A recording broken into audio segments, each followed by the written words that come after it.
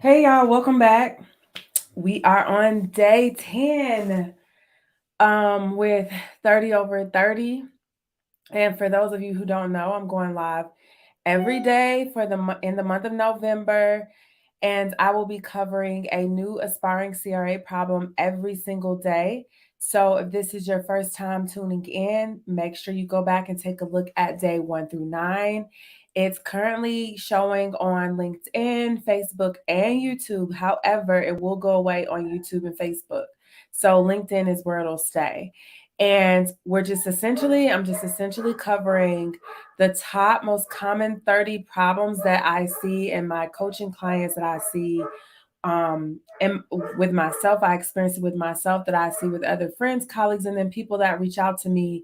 I see these same problems with all of us. And so we're covering the problems and how to essentially solve these problems. So now we are on day 10. And day 10, guess what? Today's problem is about, can you guess? Oops, wrong one. You don't know the clinical research language. That seems to be a lot of our problems. And my problem, like I said, back when I was first trying to land my first industry role, and then a lot of my clients' problems, I see this with everybody. We don't know the language.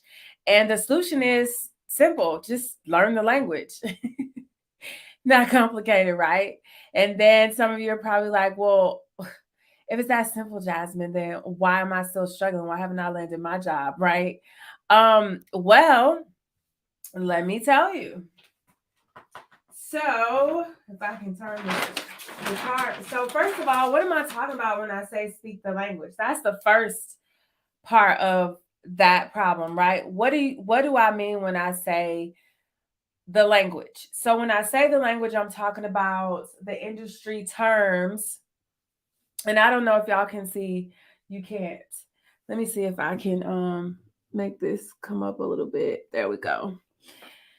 The terms, the acronyms, the documents, the regulations, all of the things. That's what I mean when I say the language. So every industry has their own language, so to speak.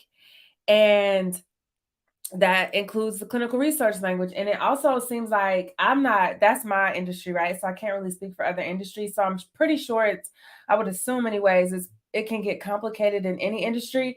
But for the clinical space specifically, we love acronyms. And not only does the industry itself have acronyms, but each company has decided to then take it a step further and create their own acronyms. So it's like this whole different language, right? And if you are someone that speaks English, for example, and you're speaking to someone that speaks Spanish and you're trying to give them instructions and guidance on how to do something, they're clearly not going to get it because you're speaking a completely foreign language. And kind of think of it in those terms when it comes to you marketing and selling yourself. We talk about BMS over the past 10 days.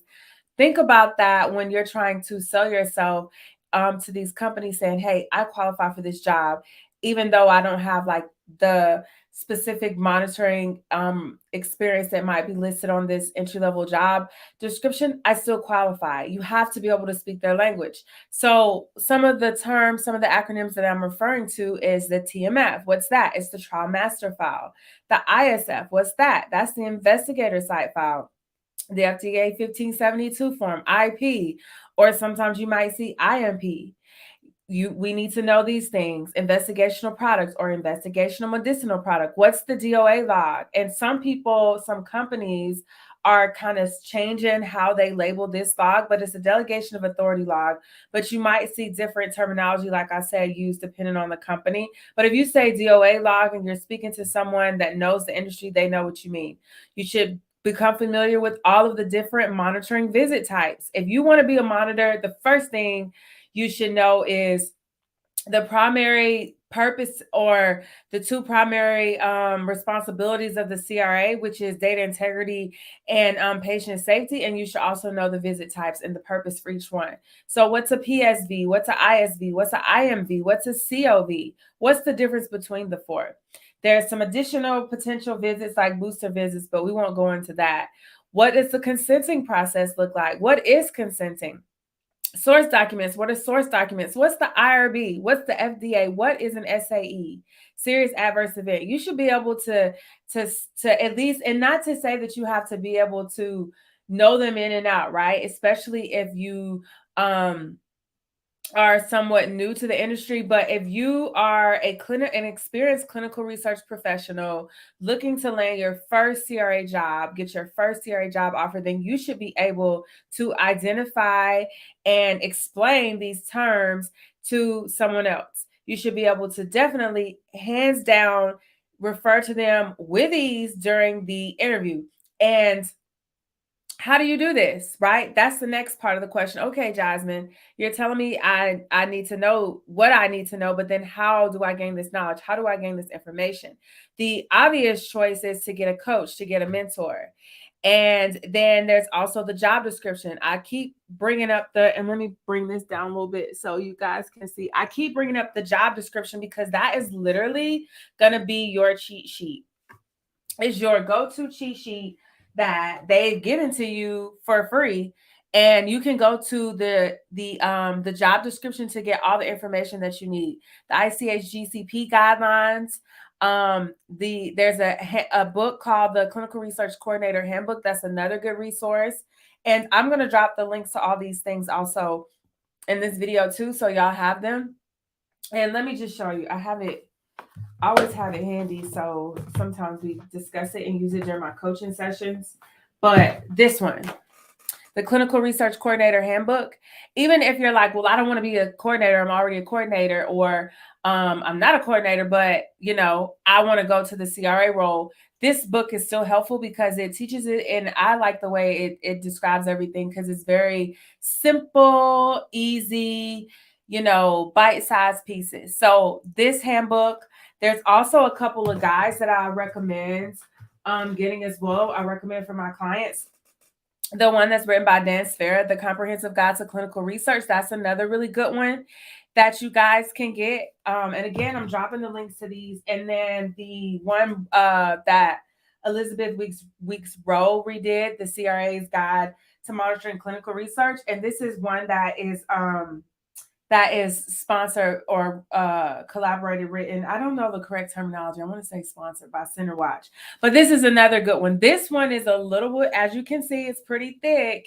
It's a little bit more in-depth and detailed. I typically like to recommend this one for people that are like more advanced, or they're looking to fast track or advance their CRA career. But for my newbies, the other two I always recommend. And like I said, I'm going to drop the links. But this is the how. You don't have to get a whole degree in clinical research. You don't necessarily have to complete a whole clinical research training program, or get the clinical research certificate or training program certificate, all the different things that people come to me. And it's usually education related. They think that they need to all of a sudden get all of these additional degrees or pieces of paper, ultimately in order to prove that they can speak the language. And you really don't, guys. All you have to do is look at the things that I just posted here today and practice. Take the time to actually learn and practice. That's really all it's about. Learning and practicing, taking the time, and repeat. It's not going to be a matter of, oh, you read the book one time and now you should know everything. No, doesn't work like that, especially if you aren't getting that daily practice and implementing it every day. If you are, it helps a little bit more because obviously experience helps put that knowledge into practice. And that's the best way we can all learn. But nevertheless, there's still so many additional ways, tools, resources, things out there that can help you speak the language and be able to market and sell yourself online, offline, but ultimately during the interview, because that's what all this is about, right? Everything that you're doing up until this point is ultimately to get in front of the recruiter, to catch their attention or the hiring manager, and get them to call you back get them to send you that email and get them to extend that offer for you to come in and interview for the role, so that ultimately you actually get the offer to join the company. That's the goal, right? And all of this that I just mentioned today, problem number 10, being able to speak the clinical research language, is what's going to ultimately give you that opportunity to sell yourself. So good marketing, good branding, good marketing will always lead to you having that selling opportunity. And then it's really up to you whether you get the offer or not at that point. And that boils down to being able to good, sell yourself. So that's what we're covering today. Problem number 10, being able to speak the clinical research language.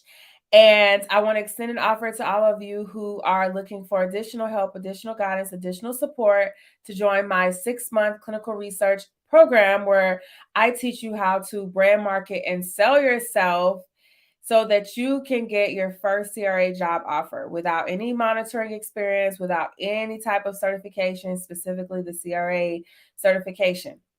And so if you want to learn more about it, if you're interested in joining the program, you can visit aspiringcra.com and you can check out some more details there. And you can also book a sales call with me. And just for, those of you who are interested, the program includes not only 6 months or 24 weeks of one-on-one coaching, but it also includes a training portal where it has all of the tools, all the resources, all the things that I've been covering over the past 10 days and then coming up. All those things are incorporated into bite-sized training, all the tools, resources you need to land your first CRA job offer. And then in addition to that, you'll get a mock interview. You get a portal with all of your sessions, your one-on-one sessions. They're recorded, so you get access to all of those. And then you also get messaging support access. There's a system that I use. You get messaging support outside of the weekly coaching sessions. So if you would like to interact with me, speak with me, you have any questions outside of the weekly sessions, we'll be able to stay in touch as well. So like I said, those of you who are interested, visit aspiringcra.com. And those of you who are looking to learn more about the CRA world and, landing your first job, you can also check out my podcast at confessionsofacra.com. So hopefully this was helpful, and I look forward to seeing you guys tomorrow for day 11. Thank you. Have a good night.